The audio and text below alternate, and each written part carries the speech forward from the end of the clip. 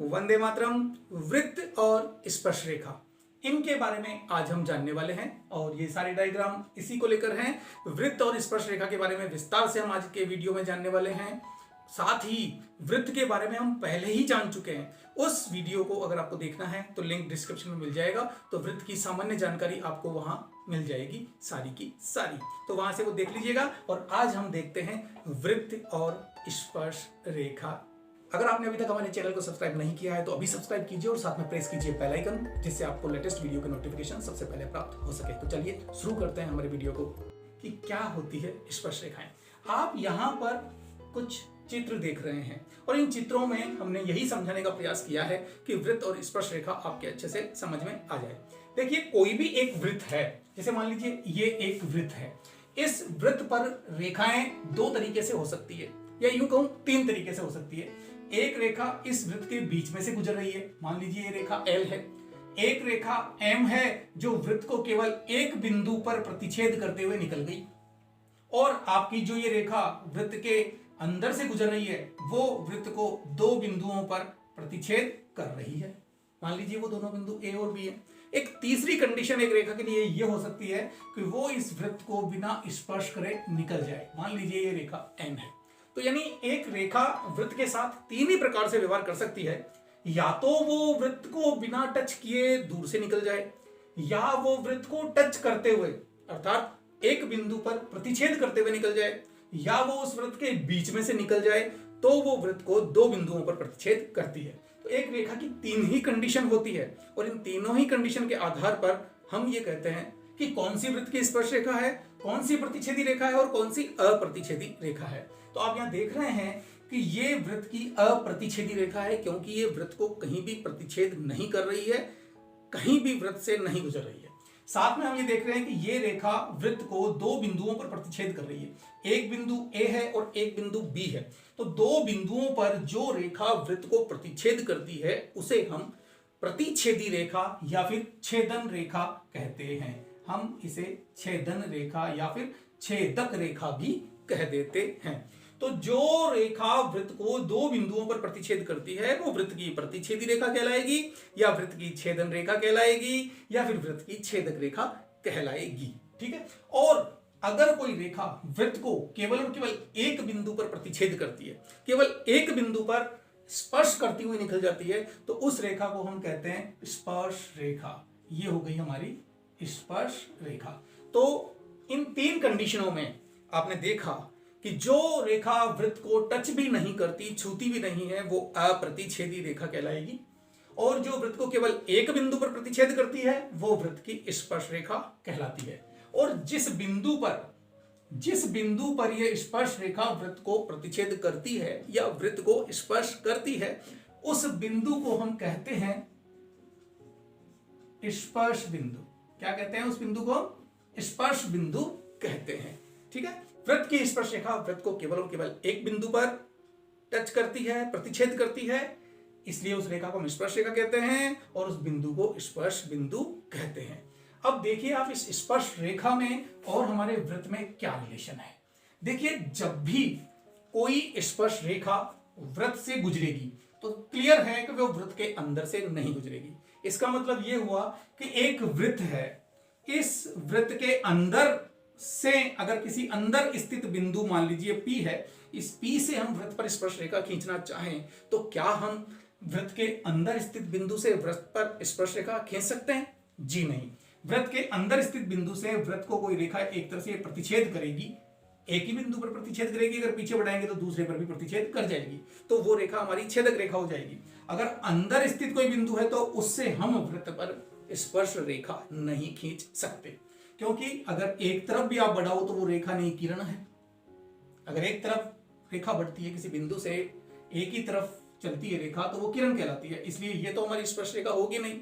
तो रेखा अगर होनी है तो वो दोनों तरफ बढ़ेगी, दोनों तरफ बढ़ेगी तो वो इस वृत्त को दो जगह प्रतिच्छेद करेगी। इसलिए हम ये कह सकते हैं कि वृत्त के अंदर स्थित किसी बिंदु से वृत्त पर कोई भी स्पर्श रेखा नहीं खींची जा सकती।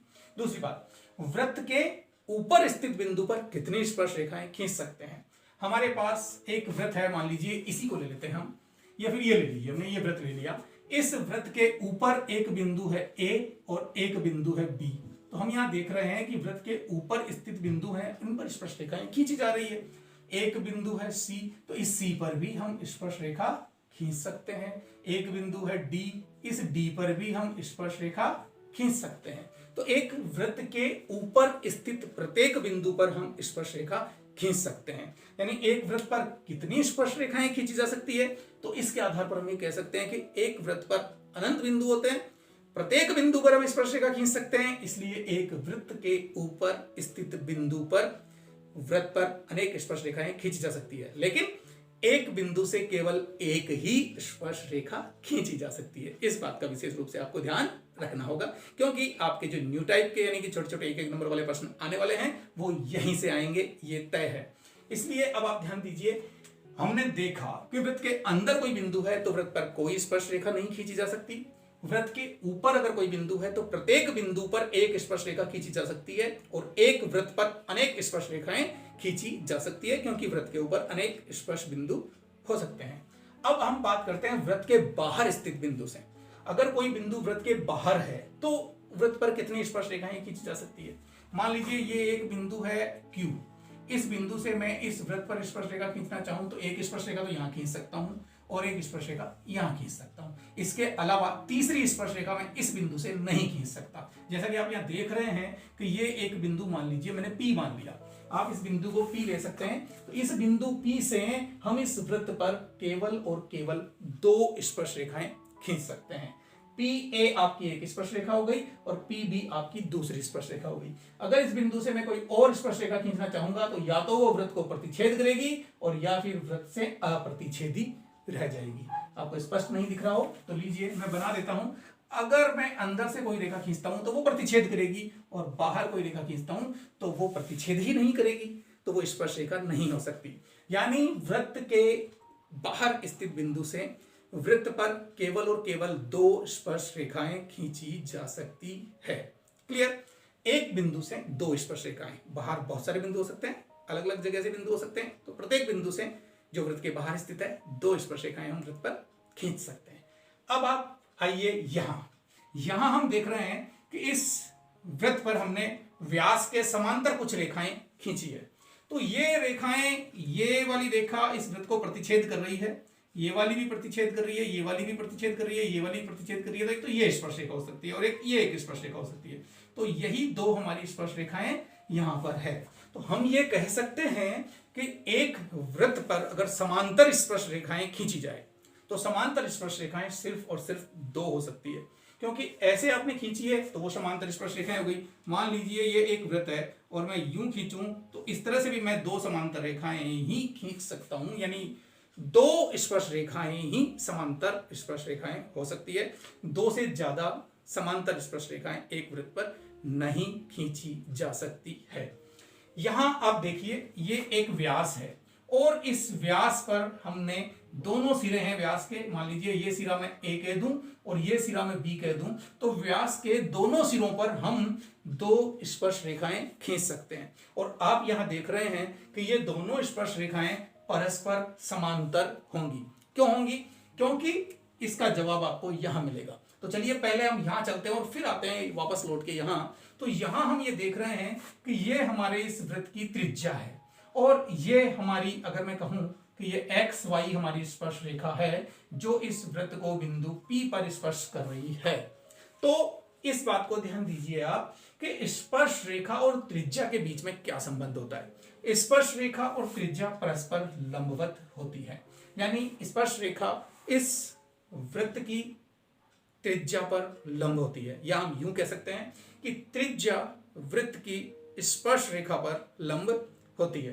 तो आप ये देख रहे हैं कि त्रिज्या स्पर्श रेखा पर लंब होती है, तो व्यास के साथ भी यही होगा। ये हमारा व्यास है तो ये हमारी त्रिज्या है, यानी कि जब त्रिज्या लंबवत होती है स्पर्श रेखा पर तो व्यास भी तो लंबवत होगा, यानी ये व्यास इस स्पर्श रेखा पर भी लंब होगा और इस स्पर्श रेखा पर भी लंब होगा। और आप जानते हैं कि व्यास एक सरल रेखा है और जब ये कोण 90 डिग्री ये कोण 90 डिग्री है तो ये दोनों स्पर्श रेखाएं परस्पर समांतर होंगी। क्यों? क्योंकि क्रमागत अंतः कोणों का योग 180 डिग्री है, इसलिए इन दोनों रेखाओं को समांतर होना ही होगा। तो आपने देखा क्या देखा कि स्पर्श रेखा और त्रिज्या परस्पर लंबवत होते हैं और व्यास के दोनों सिरों पर अगर स्पर्श रेखाएं खींची जाए तो वो स्पर्श रेखाएं समांतर होती है और व्यास पर अधिकतम 2 समांतर स्पर्श रेखाएं खींची जा सकती है और वृत्त के बाहर स्थित बिंदु से वृत्त पर 2 स्पर्श रेखाएं खींची जा सकती है। वृत्त के अंदर स्थित बिंदु से वृत्त पर कोई स्पर्श रेखा नहीं खींची जा सकती और वृत्त के ऊपर स्थित बिंदु पर वृत्त पर केवल एक स्पर्श रेखा खींची जा सकती है एक बिंदु पर। अगर एक वृत्त पर कितनी स्पर्श रेखाएं खींची जा सकती है तो हमारा जवाब होगा अनंत स्पर्श रेखाएं खींची जा सकती है। तो ये थी हमारी इस वृत्त की और स्पर्श रेखाओं की सामान्य जानकारी। Okay, bye.